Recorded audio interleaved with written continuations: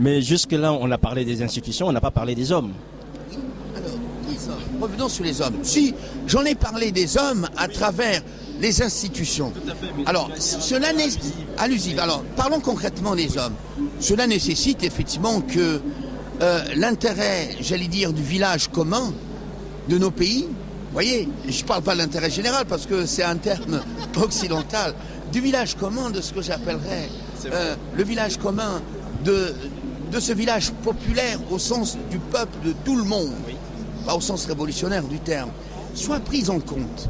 Ce qui nécessite, en effet, le dépassement de nos approches tribales, claniques, familialistes.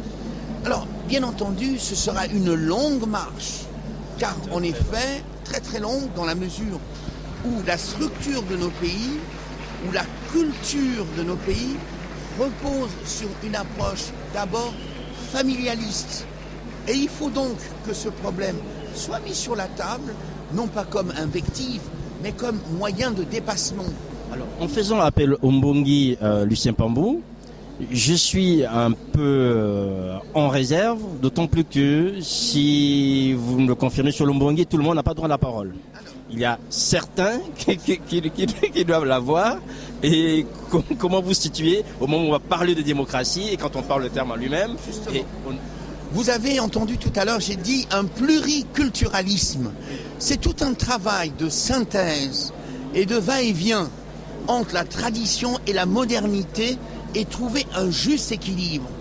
Le droit d'aînesse est un élément important dans nos traditions, c'est vrai, mais dans la culture globale de la mondialisation dans laquelle nous sommes, ce droit d'aînesse-là peut être mis effectivement quelque part en retrait et voir dans quel cas il s'applique.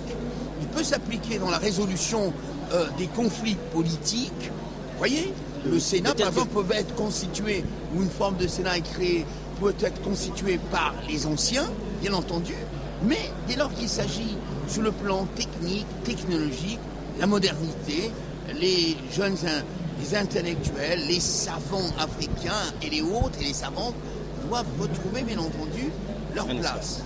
Et voilà. Et attention, je n'ai pas dit que ce modèle politique, économique et social d'une gouvernance, je dirais, populaire et africaine soit facile. Je dis simplement qu'il faut la construire. Mais pour la construire, il faut faire d'abord le bilan de ce que nous sommes. Oui, à Confucius. Il faut faire le bilan de ce que nous sommes. Et une fois qu'on a fait le bilan de ce que nous sommes, on peut à ce moment-là réformer. Le problème de l'Afrique, c'est qu'elle est à la fois dans son Moyen-Âge, sa Renaissance et son monde contemporain. En même temps. En même temps. Et donc, il lui faut sortir. Platon disait, ce qui compte, c'est le regard par le haut et non par le bas. Il parlait des idées. Et justement, le regard par le haut permet justement de sortir, de regarder l'avenir, mais on ne peut regarder l'avenir que si on a bien maîtrisé, je dirais, son espace de départ. Or, les Africains ont fait un choix complètement bizarre. Ils préfèrent se jeter dans les bras de la modernité sans... Et c'est pour ça qu'ils sont perdus. Oui. Et c'est pour ça que nous sommes perdus. Vous voyez, alors il y a des exemples. Nous roulons dans les voitures, nous prenons des avions, mais nous ne savons pas comment les faire. Alors que, je n'ai pas dit qu'il ne fallait pas aller dans les avions, il ne fallait pas aller dans les voitures. Oui. Mais nous avons laissé au vestiaire ou au village, dans nos maisons, nos traditions. Regardez l'huile de palme qui fortifie nos enfants, qui permet de faire du savon. Combien d'entrepreneurs africains partent de ce fait-là pour réfléchir et créer des produits adaptés aux Africains? Très peu. Alors, cette modernité, il faut la louer, mais il faut la relativiser. Quand tu parlais des hommes, très bien compris, je voulais arriver à un vocable que vous avez peu employé, c'est celui du changement. Oui. Est-ce que vous pensez qu'aujourd'hui, on peut changer les institutions sans changer les hommes? On constate quand même dans certains pays africains, les hommes qui sont là, ils sont certains 20, 30, 40 ans. C'est une vaste question. Alors, il y a trois façons de répondre. Il y a la première façon qui dit quand on change les institutions, il faut changer les hommes. C'est la première façon. Il y a la deuxième façon qui consiste à dire on ne change rien, tout reste en l'état. Et puis la troisième façon qui est la mienne, qui est une façon, je dirais, de synthèse. Il ne faut pas opposer les jeunes aux anciens. Il faut, et c'est en cela que c'est difficile, trouver des protocoles d'accord sur la façon de cohabiter tout en laissant des marges de manœuvre aux uns et aux autres. Alors je vais plus loin. On va me dire, mais ça, ce n'est que de la théorie. Pourquoi ce n'est que la théorie? À un moment donné, il faut un changement radical. Bien, on peut avoir des jeunes qui sont vieux dans leur tête. Pourquoi? J'ai l'habitude de dire que les caïmans ne font pas de lézards mais des petits caïmans. Et les caïmans jeunes peuvent donc avoir les pensées de leur père caïman. Et puis vous pouvez avoir des anciens qui ont en fait une volonté très active et très jeune de faire changer les choses. Alors, je vais vous arrêter un certain temps, je ne sais pas si vous me permettez. Est-ce que cela est-il le propre de l'Afrique d'avoir des jeunes avec un esprit vieux et des vieux avec un esprit jeune? Non. Tandis qu'ici, en Occident, on a quand même l'impression que une génération qui arrive pousse l'autre et permet à celle qui arrive de pouvoir émerger. Tandis que chez nous, on a un mélange en fait de générations qui fait que les jeunes deviennent vieux très vite et finalement quelques vieux restent un peu jeunes parce qu'ils ont envie de rester sur le coup. Alors, c'est une impression que vous avez. En France, moi-même, j'ai assumé les fonctions d'ancien conseiller municipal UMP de 2008 à 2014. Donc, au sein de l'UMP, donc la vie politique française, je la connais de l'intérieur. Je ne la connais pas de l'extérieur, la vie politique française. Je suis dedans.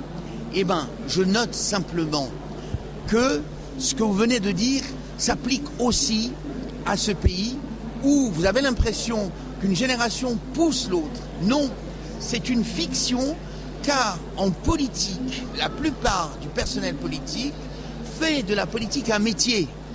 Et, bien entendu, ce qui peut être perceptible comme mouvement est lié au fait que souvent, à la tête de l'État, on change le président. Mais dans les instances, je dirais, directionnelles des partis, ce sont toujours les mêmes. Vous avez, là en ce moment il y a une élection municipale, je vous fais le pari en France, de regarder le nombre de maires qui vont être élus, la moyenne d'âge, vous ne trouverez pas beaucoup de jeunes. En revanche, vous trouverez des jeunes dans les listes municipales. Donc, vous voyez bien, c'est cette synthèse qu'il faut pour que le changement soit possible. Alors, c'est une question qui est centrale, qui est difficile à résoudre, parce que c'est une question qui nécessite, en effet, non pas un accord, mais un compromis de la part de la société, et de dépasser justement ces traditions, de dépasser justement ces contraintes du Mbongi, de dépasser et de construire un modèle nouveau. Mais la construction d'un modèle nouveau nécessite des préaccords. Donc, je fais une proposition, sans faire des conférences de paix ou sur la paix, organiser des forums intergénérationnels pour expliquer progressivement toutes ces questions. On ne peut pas le faire d'un coup. Sachant les traditions qui sont les nôtres, il faut organiser ce que j'appelle les forums intergénérationnels pour expliquer. Sachant que l'homme est ce qu'il est. Il a intérêt à protéger ses intérêts. En protéger ses intérêts, rester dans une situation politique jusqu'à la fin de sa vie. S'il y a une catégorie que nos traditions donnent peu de place, c'est la femme. Oui.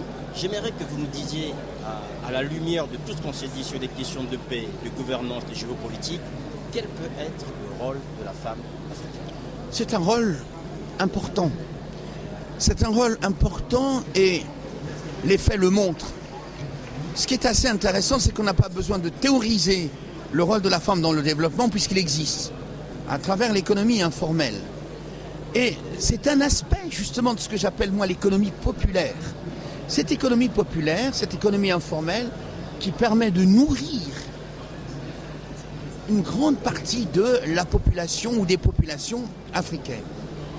Et au cœur de ce qui apparaît à l'Occident comme inorganisé, mais qui est en fait un autre ordre, une autre forme d'organisation de l'économie informelle, la femme joue un rôle très important.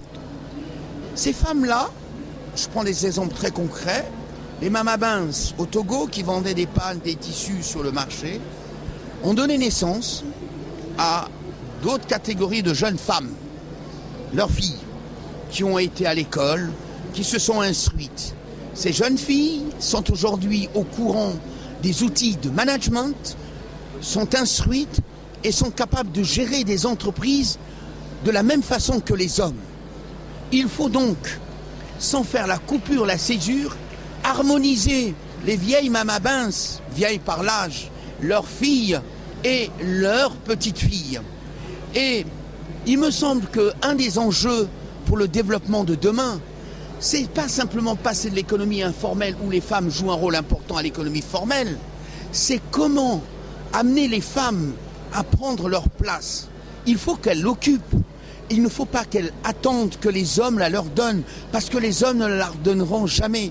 Parce que nous sommes dans des sociétés machistes, masculines, où la femme, même si on lui reconnaît une sagesse, mais la sagesse quand elle est âgée, et pas quand elle est, je dirais, à la fleur de l'âge, capable d'entreprendre, capable de faire.